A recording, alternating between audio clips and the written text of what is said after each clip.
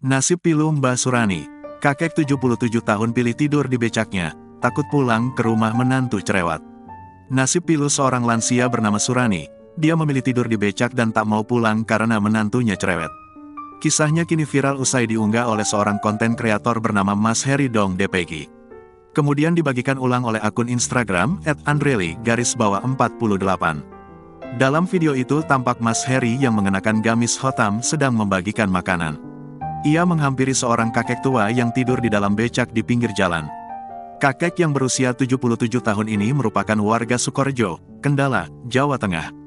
Namun ia memilih untuk tinggal di becaknya, yang mangkal di kawasan Semarang. Mas Heri pun menanyakan mengapa kakek Surani tidur di becak dan menyuruhnya untuk pulang ke rumah. Namun Mbah Surani mengatakan jika ia tak betah di rumah karena menantunya cerewet dan mengomel terus.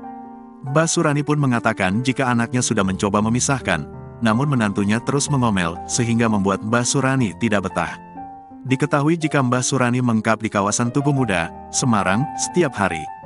Mendengar ungkapan Mbah Surani, Mas Heri pun menjanjikan akan datang dan kembali untuk membawakan makanan dan baju.